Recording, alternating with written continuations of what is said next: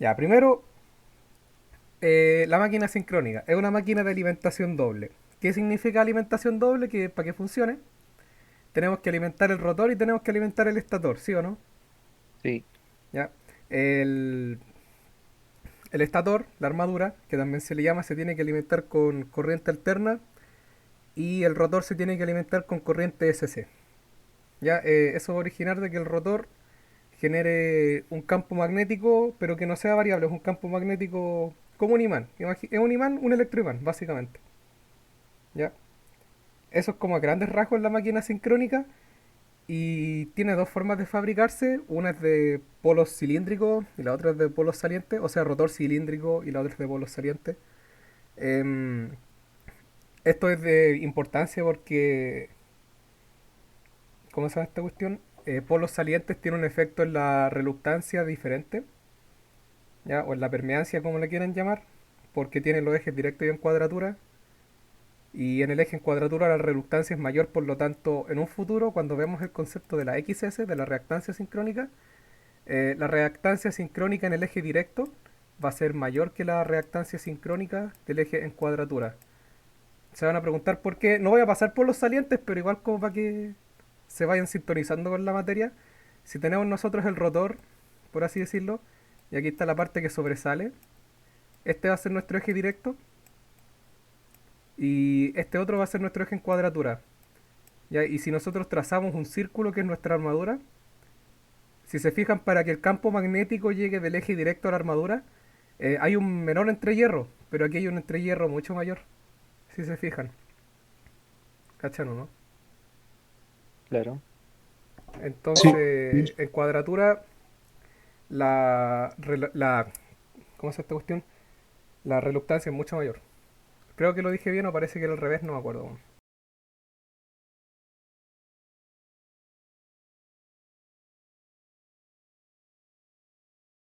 Ya, entonces eso va a provocar de que el XS en directo y en cuadratura sean distintos.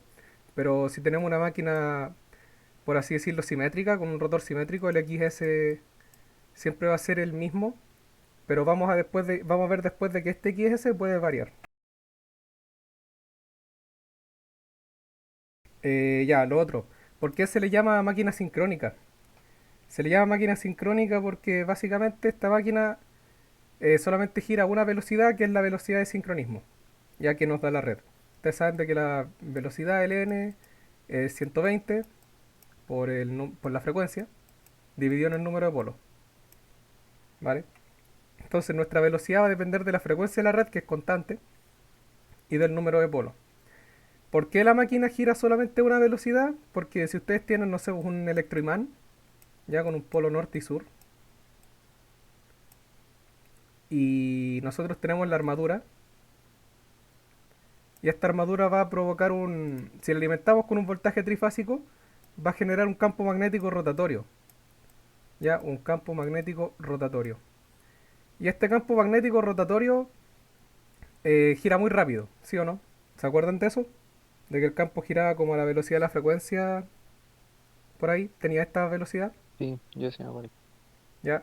Entonces este campo al girar muy rápido, en cierto instante va a estar en norte aquí y en sur acá, ¿cachai? Entonces va a haber una repulsión y el imán se va a mover hacia allá, ¿ya? O hacia acá, ¿vale? Entonces al otro instante, inmediatamente, como este campo gira muy rápido, aquí va a haber un sur y aquí va a haber un norte. Entonces va a haber una reacción de atracción, ¿cachai? Entonces lo que ocurre es que el campo al girar tan rápido y esto al estar en velocidad cero, nos da como tiempo de acoplarse al campo. Entonces lo que va a ser de que este imán constantemente va a ser repelido y atraído por el campo.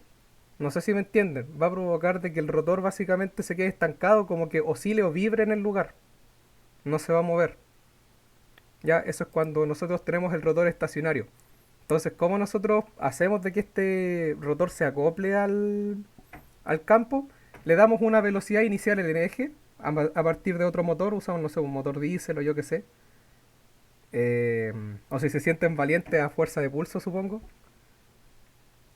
O la otra alternativa es que también, bueno, esto es como igual como de... No tiene nada que ver con la prueba, tampoco creo que se lo pregunten, pero los rotores de este cilíndrico o de polos salientes se fabrican con jaulas de ardilla también.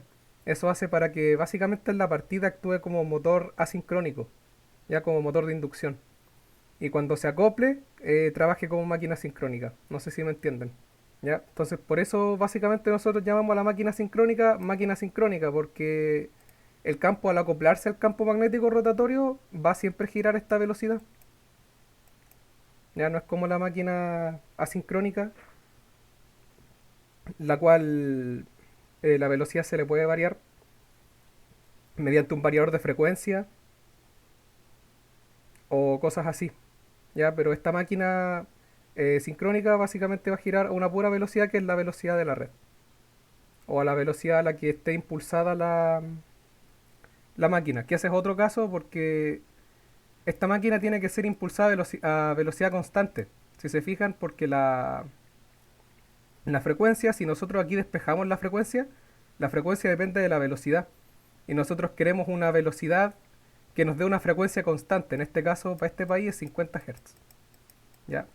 Entonces, por eso esta velocidad tiene que ser siempre constante. El generador tiene que girar a una velocidad tal que nos dé 50 Hz. ¿Ok? Ese es el otro punto importante de por qué estas máquinas están tan restringidas en el control de velocidad. Si tenemos una velocidad distinta, tenemos frecuencias distintas y eso no nos sirve. ¿Ya? No tenemos tanta libertad de manipulación de velocidad como lo podríamos tener con un variador de frecuencia en una máquina asincrónica. ¿Ok? Ya. A ver qué otra cuestión más hay que explicarle. Eh, ya, les conté que esto era una máquina de alimentación doble, ¿verdad? De que tanto el rotor como el estator se tenían que alimentar. Ok, cuando nosotros alimentamos el estator, vamos a hacer una abstracción aquí. Este es el bobinado y aquí colocamos una fuente continua y la corriente que circula por el rotor o por el bobinado del rotor le vamos a llamar corriente de campo, ¿ya? Y esta IF en la bobina va a producir un flujo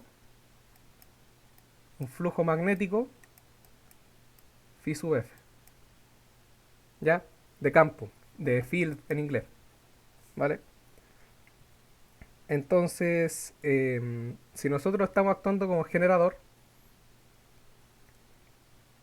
y nosotros hacemos girar el rotor, básicamente lo que va a ocurrir es que vamos a generar nosotros nuestro propio campo magnético rotatorio. ¿Ya? No sé si me entienden, cabros.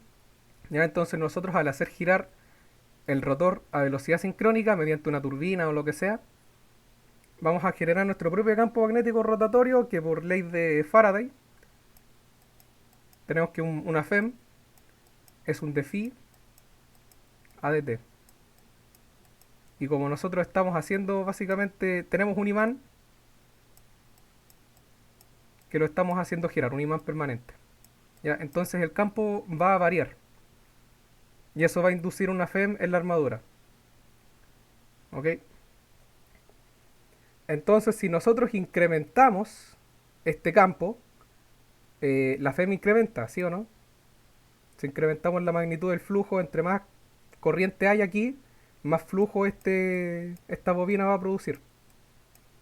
¿Vale? Entonces a más corriente vamos a tener más voltaje inducido en la armadura.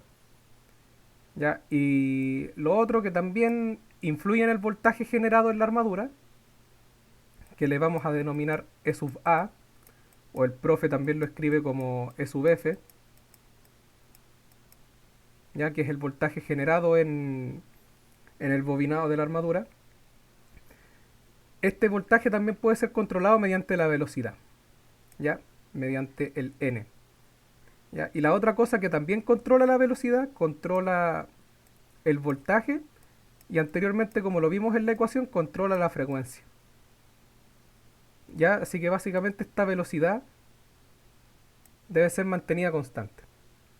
Pero igual en el caso de que nosotros incrementemos la velocidad, vamos a ver un incremento en la frecuencia y en el voltaje. Voltaje de armadura, ¿cierto? Sí, este es el voltaje de armadura. ¿Qué es del voltaje de campo? No. ¿Cómo Ah, influye ahí? del de aquí le podéis Sí, llamar VF. em, por ley de Ohm, tenéis que V es IR. claro, si aumenta el voltaje también aumentaría la corriente, ¿no? Claro, si aumentamos el voltaje también incrementa la corriente. Y ahí aumentaría todo lo demás que explicaste. Sí, pues si incrementamos el voltaje VF, incrementa IF, incrementa el flujo, por lo tanto incrementa EA. ¿Ya? Vale, vale. Y nosotros al incrementar la velocidad, también incrementamos EA y incrementamos la frecuencia. Perfecto. ¿Vale? Esos son como los dos controles que tenemos sobre EA. Podemos controlarlo mediante la corriente de campo o mediante la velocidad, pero la velocidad no se toma muy en cuenta porque, como digo, tenemos que estar a frecuencia constante. ¿Ya? Entonces no queremos variar la frecuencia. Entonces, estos son como los parámetros importantes que tenemos que tomar en cuenta en una máquina sincrónica, que son el voltaje interno generado o voltaje generado en la armadura, la corriente de campo. No se habla usualmente mucho de voltaje de campo, pero ahí está. Y la velocidad. ¿Ya? Entonces, ahora vamos a ver el circuito equivalente. El circuito equivalente de esta máquina es un Thevenin, ya no es más que un Thevenin. El circuito equivalente, ustedes saben de que nosotros al tener el rotor, hacerlo girar y darle una corriente, se nos va a generar un voltaje interno de armadura, un E sub A. ¿Ya? Este voltaje se genera y se produce dentro del generador y vamos a ver de que este voltaje no es distinto, por así decirlo, al voltaje en terminales. ¿Ya? Esto ocurre porque en el camino entre la fuente EA y nuestro voltaje en terminales van a haber elementos que van a provocar caídas de voltaje. ¿Ya? Y nosotros ahora las vamos a deducir de manera muy somera, así no es una demostración tan increíble, pero es para que entiendan más o menos el fundamento del circuito equivalente. Entonces, para determinar el voltaje de salida, ¿qué es lo primero que se les viene a la mente que podría reducirnos el voltaje? Así, pero lo más simple que se les puede ocurrir. Si tenemos un voltaje generado y tenemos un voltaje en terminales, ¿qué se les ocurre a ustedes que nos podría reducir el voltaje? Piensen en lo más simple. Una resistencia. Claro, exacto. Entonces lo que vamos a hacer aquí es colocar una resistencia en, no sé, un color morado. Ya, una resistencia, RA.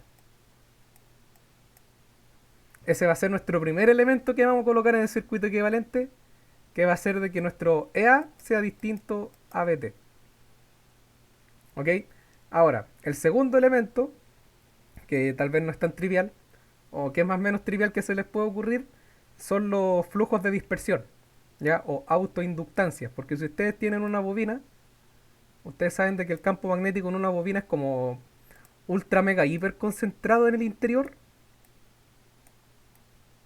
pero por fuera hay como unos flujos que se cierran, pero son como muy pequeños, ¿ya? Y estos flujos que salen de la bobina, que no son demasiado, se denominan flujos de dispersión, ¿vale? Entonces lo que podríamos colocar aquí es el efecto de la autoinductancia de la bobina de armadura, que son los XL, ¿ya? Las reactancias de fuga.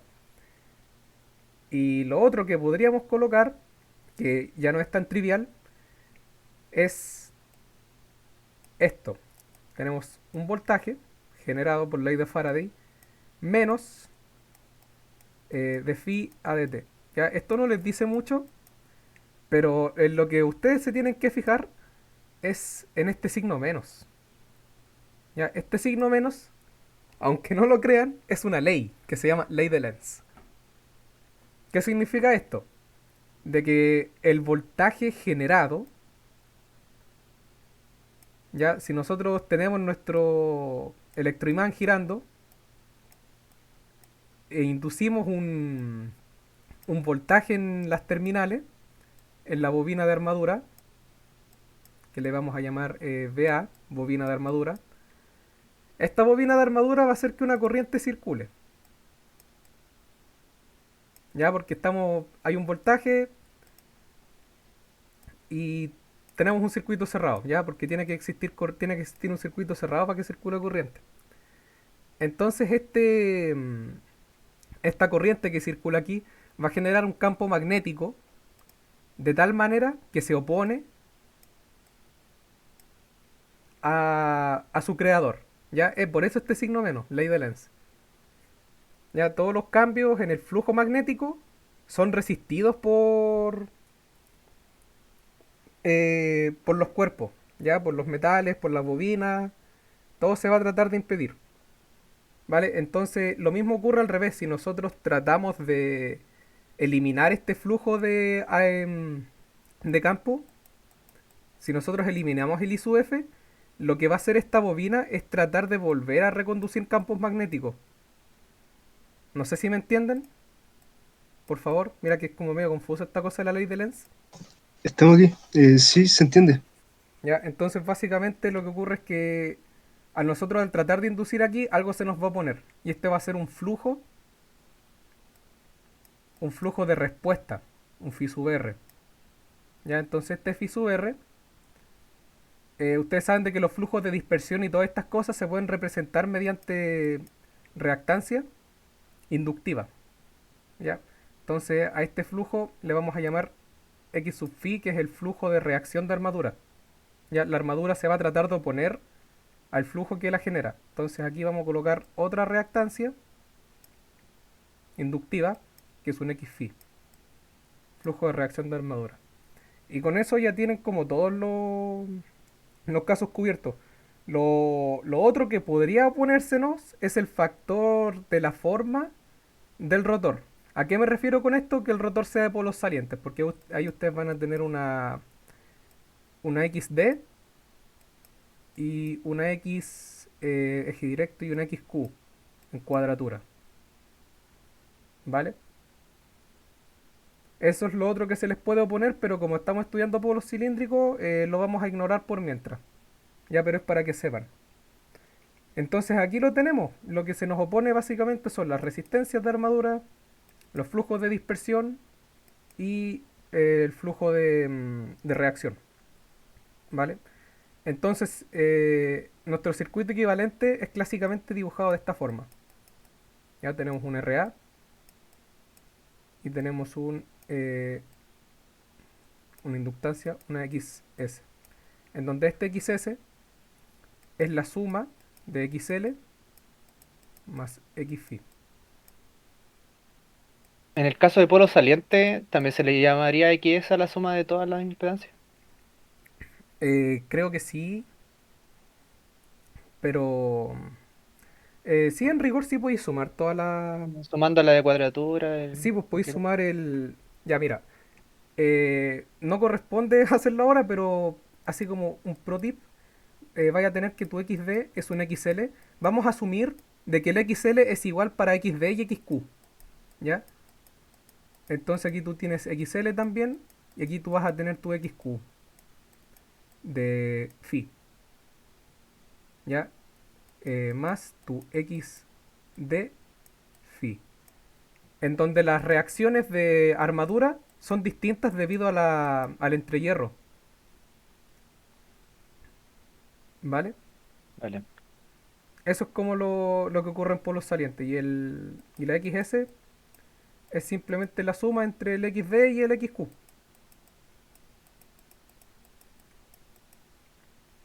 ¿Ya? En donde asumimos los flujos de dispersión iguales en ambos casos. Bueno, con poco esfuerzo por así decirlo, acabamos de definir nuestro circuito equivalente sin mucha demostración, pero es como para que entiendan más o menos de dónde sale este circuito y el por qué existe este RA y por qué este XS se divide en dos, un XL y un XFI. ¿Ya? Espero que lo hayan entendido. Eh, Eh, ¿Qué ocurre? No, sí lo entendí. Vale. Ya, de verdad espero que lo entiendan porque, puta, sabes que no encuentro que esté explicando muy bien las cosas, pero si tienen dudas, pregunten nomás. Voy a tratar de responderles lo mejor que pueda. A ver, entonces. Vale. Ya está casi todo está casi todo listo según lo que tengo aquí. Entonces ustedes podemos tener este circuito de dos maneras, por así decirlo. Si nosotros estamos generando, pongan ojo aquí, vamos a poner una G. Si nosotros estamos generando, vamos a sacar corriente. Ya vamos a tirar corriente hacia afuera. ¿Ok? Entonces si nosotros hacemos aquí el dibujo, aquí vamos a tener nuestro voltaje en terminales, con el más y el menos. Y aquí vamos a tener el más y nuestro voltaje interno generado, nuestro EA. Entonces, si nosotros aplicamos una ley de Kirchhoff, hacemos el mismo recorrido de la corriente, vamos a partir por aquí, ¿ya? Y si nosotros partimos por aquí, vamos a entrar por menos EA, por lo tanto, menos E sub A. Más las caídas de voltaje, que esto es la corriente de armadura, más I sub A, vamos a factorizar RA más XS más VT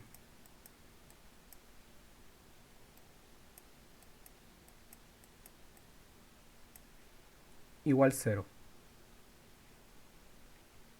¿vale? Entonces, si nosotros queremos conocer el voltaje que se genera, despejamos esta ecuación. ¿Ya? Si nosotros queremos conocer el voltaje en terminales, mejor dicho, despejamos EA e IA y lo pasamos al otro lado de la ecuación. Y si queremos conocer EA, usualmente nosotros queremos conocer este valor porque de manera normal el VT se da como valor de la... A ver, espérense. Se da en valor de la placa, ¿cachai? Y ustedes tienen que pensar de que cuando hacen la prueba y hacen un ejercicio, tienen que pensar que están leyendo una placa del motor. Ya, entonces, este VT usualmente se lo dan, no hay que calcularlo. Puede que a veces le pregunten calcule el VT o cosas así, pero usualmente se lo dan en el enunciado. Así que usualmente ustedes quieren EA. Así que vamos a despejar E sub A. Lo pasamos al otro lado simplemente y nos queda E sub A es igual a voltaje en terminales más I sub A RA más XS. ¿Sí o no? Esto es para el generador. Ojito, para un generador. Y si nosotros tenemos un motor, ¿qué es lo que ocurre? El motor es una carga. Así que no va a estar, por así decirlo, tirando corriente hacia afuera, sino que la corriente va a ingresar esta vez. Entonces vamos a redibujar el circuito en amarillo, supongo. O está muy, muy delgado. Yo creo que ahí. Se me olvidó colocar la resistencia, la inductancia ya, pero más o menos cachan. RA, XS, terminales, voltaje, más menos, voltaje interno generado, E sub A. La corriente entra. Ya, esta vez la corriente entra. Y vamos a hacer un recorrido, ley de Kirchhoff, con el mismo sentido de la corriente. O sea, vamos a recorrer el circuito así. Ya, I sub A. ¿Qué tenemos aquí entonces? Tenemos, vamos a partir por aquí. Tenemos más E sub A. Después seguimos por aquí, entramos por menos, tenemos menos V subterminales más RA más XS y esto se multiplica por I sub A igual a cero. Y si nosotros queremos conocer E sub A, esta vez E sub A es igual a V sub T menos y A le vamos a llamar ZS, ¿ya? Porque es una impedancia, es la suma entre RA y XS de nuestra impedancia, más un ZS. ¿Les queda claro? Tengan en cuenta esto porque Las dos ecuaciones evidentemente son distintas y tienen que leer bien el enunciado. Ya, si es motor, dibujan la corriente hacia adentro, dibujan más menos, más aquí, hacen la malla en el mismo recorrido y llegan a, a esta ecuación. Motor. Generador, llegan a esta ecuación. ¿Todo claro? Sí, Ya, básicamente Sí. es la dirección de la corriente y hay que estar atento si es generador o motor. claro, sí, pues, porque si es generador estamos entregando algo hacia afuera de los terminales, pero si somos carga, estamos atrayendo la corriente hacia nosotros. ¿Ya? Esto es muy relevante, no lo olviden, por favor, de verdad no lo olviden. ¿Me prometen que no lo van a olvidar? Prometido. Ya, gracias. Ya voy a dormir más tranquilo ahora. Eso pues cabros. Generador, motor, circuito con dirección de corriente distinta, ténganlo en cuenta. ¿Vale? Entonces, ustedes saben de que de estas ecuaciones podemos dibujar diagramas fasoriales. ¿Ya? Los diagramas fasoriales los vamos a ver en profundidad un poco después, pero ahora se los voy a pasar como por encima. Ya, hay muchas dudas que les van a quedar sin resolver, pero después van a ser resueltas. Ya, espero que sí, por favor. Bien, ¿cómo dibujamos un diagrama fasorial de una máquina sincrónica, como motor o como generador? Primero que todo, siempre vamos a partir colocando el voltaje en terminales en ángulo cero. Ya, siempre. Por referencia conveniente. ¿Ya? Pueden dibujarlo con un ángulo distinto, sí, pero tendrían que torcer el dibujo y toda la cuestión y no es necesario. ¿Ya? Hay otra cosa que debería ser como igual más o menos evidente a este punto. Obviamente este circuito equivalente es circuito equivalente por fase. ¿Ya? Esto es una fase. No es un circuito equivalente trifásico. Si ustedes ponen tres de estos circuitos en paralelo, tienen un circuito trifásico, pero usualmente trabajamos con circuito monofásico. ¿Vale? Circuito equivalente monofásico. Ya, sigamos con la construcción del diagrama. Entonces nosotros queremos saber qué es EA. ¿Ya? Y tenemos que EA es la suma o la resta de estos diagramas. Y ustedes saben de que la corriente puede estar atrasada o adelantada al voltaje en terminales o incluso en fase. ¿Ya? Entonces, ¿qué vamos a hacer nosotros ahora? Vamos a considerar primer caso con un FP, un factor de potencia en atraso, FP-AT. ¿Ya? Y si estamos en atraso, obviamente la corriente se nos va a quedar atrás, ni modo. IA. Ya, aquí está el ángulo factor de potencia, lo vamos a llamar phi. Entonces, ¿qué otro elemento tenemos? Tenemos un IA RA,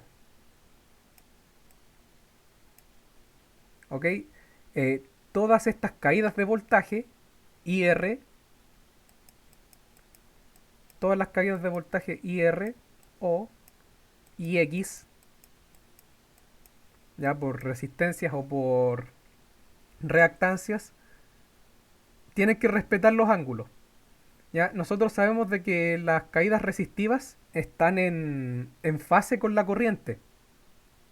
Ya las resistencias no... ¿Cómo se llama esta cuestión? Las resistencias no desfasan la corriente, por lo tanto, si nosotros vamos a añadir una caída IR al voltaje, esta tiene que estar en fase con la corriente. Es decir, si vamos a añadir un IR, tenemos que ir en la misma dirección de la corriente, tienen que ser paralelos. ¿Me entendieron o no? Sí, ¿Vale? Lo otro, IX depende de la naturaleza. Usualmente IX siempre va a ser inductivo en este caso. O... Sí. eh, Estas son por reactancia... La reactancia de armadura, el XS siempre va a ser inductiva. ¿vale? Entonces esta reactancia siempre va a estar a 90 grados de la corriente. Entonces si nosotros queremos sumar aquí nuevamente una caída por IX, que es la de acá, IA, XS, tenemos que estar a 90 grados. Entonces ustedes trazan una línea auxiliar más o menos y la trazan hasta aquí. Y se nota que ahí más o menos estamos como perpendicular. Entonces ustedes aquí suman el fasor. Y no me quedó muy bien dibujado, pero a ver, vamos a cambiar un poco la XS, ya, de sincrónica. Entonces como este EA es la suma o la resta de todas estas cuestiones, lo unimos. ¿Ya? Y este resultante es nuestro EA. Algo que tienen que tener en cuenta es que el valor de EA, si se fijan en generadores, va a ser positivo. ¿Sí o no? Porque este XS, el X sincrónico de la máquina, que corresponde a las inductancias de dispersión y a la inductancia de reacción, este XS siempre va a ser positivo. La resistencia no puede tomar valores negativos, positivos. Y A es positiva. Y el voltaje es positivo. Entonces, como siempre, como siempre va a ser EA en un generador. Por favor, respóndanme. Es muy evidente, por favor. ¿Cómo siempre va a ser EA? Positivo. Bueno, ya EA en un generador siempre va a ser positivo. Ya no cometan este error. EA siempre va a ser positivo en un generador. Da igual si la corriente está en atraso, unitario o en adelanto. Ya lo vamos a ver de inmediato. ¿Ok? EA siempre va a ser positivo en un generador. Entonces, si nosotros tenemos un FP eh, unitario, si tenemos nosotros un FP unitario, vamos a tener aquí una corriente y su va, un voltaje, V sub T, y queremos saber el valor de EA. ¿Ya? Entonces, añadimos la caída de voltaje por resistencia al voltaje. Como la resistencia está en fase con la corriente, aquí tenemos nuestro IA RA. Como las caídas en reactancia siempre están a 90 grados, acá tenemos nuestro IA XS, ¿vale? Y nuestro EA es la suma de estas dos, o sea, es la suma de estos vectores, del VT, del IARA y del IAXS, ¿ya? Entonces tenemos aquí nuestro EA positivo. Y para factor de potencia, en adelanto AD, nuestra corriente esta vez adelanta y suba por un cierto ángulo phi. Tenemos el V sub T. Y mismo trabajo de siempre. Ya, aquí dibujamos la resistencia y en 90 grados sería como más o menos así, por ahí. Y el sub A estaría más o menos por acá. Ya, tenemos aquí nuestro E sub A. ¿Ok? ¿Lo entienden, cabro, o no? Sí, sí. Esto siempre va a ser generador, generador, generador, generador. Porque A es positivo. ¿Ok? Bien. Entonces, el otro caso, para motor.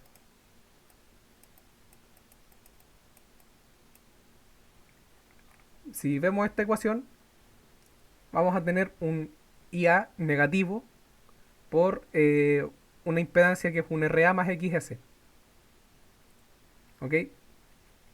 Entonces ustedes pueden pensar, ah, ya a veces el VT puede ser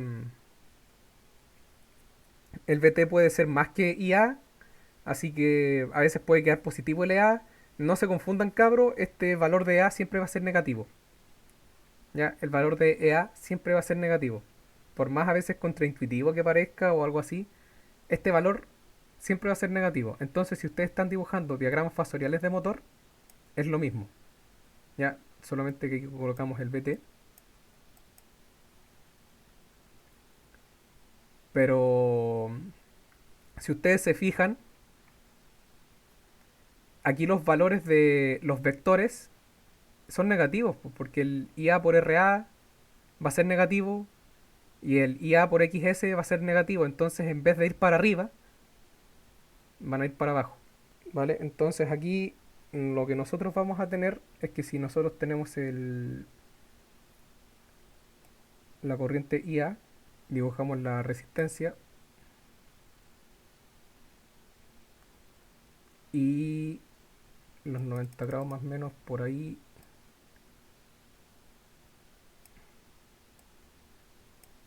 sería como más o menos algo así.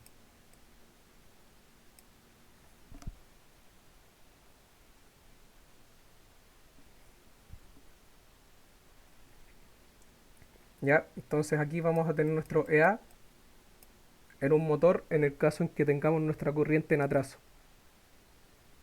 ¿Vale? Y si nosotros tenemos nuestra corriente en fase, ya aquí vamos a tener nuestro IA, aquí vamos a tener nuestro VT. La caída va a ir hacia abajo, o sea, me adelanté. La caída va a estar en fase, obviamente, y la caída por reactancia va a ir hacia abajo. Entonces la suma de todo esto para obtener LA va a ser negativa, ¿vale? Y para lo otro, para esta vez en adelanto, vamos a tener aquí el VT y aquí el IA, y vamos a agregar las caídas. Parece que era así, no me acuerdo muy bien. Bueno, espérate, calma, entonces era como más o menos así. Claro, les queda como una caída así, pero déjenme hacer un poco más chica la caída de la, como por ahí, y la otra debe ir en 90 grados con respecto a la corriente. Así. ¿Estás confundido en la IXS? No debería de ir así, es que, sabéis que los tengo anotados en la pizarra porque este es un caso de estudio. Todos estos casos, después cuando veamos otro tipo de gráfico, o una prueba que se le hace al motor, por así decirlo, estos gráficos van a tener, por así decirlo, más nombres y apellidos. ¿Ya? En este caso, vamos a decir, no sé, pues de que tenemos una sobreexcitación, porque EA es mayor que el voltaje.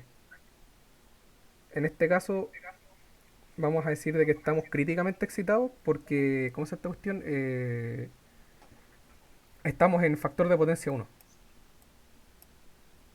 Y en este caso de factor de potencia en adelanto, para un generador, vamos a decir de que estamos subexcitados porque EA es menor a BT.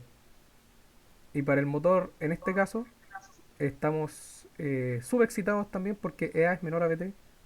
Aquí estamos con excitación crítica. Y aquí estamos sobreexcitados porque EA es mayor a BT. ¿Ya? Aunque no lo parezca un poco, pero en este caso EA debe ser mayor a BT. ¿Ok? Vale. Así que para motores, EA siempre negativo. ¿Ya? Siempre va a ser un EA negativo para un motor. Siempre. Ya ténganlo en cuenta.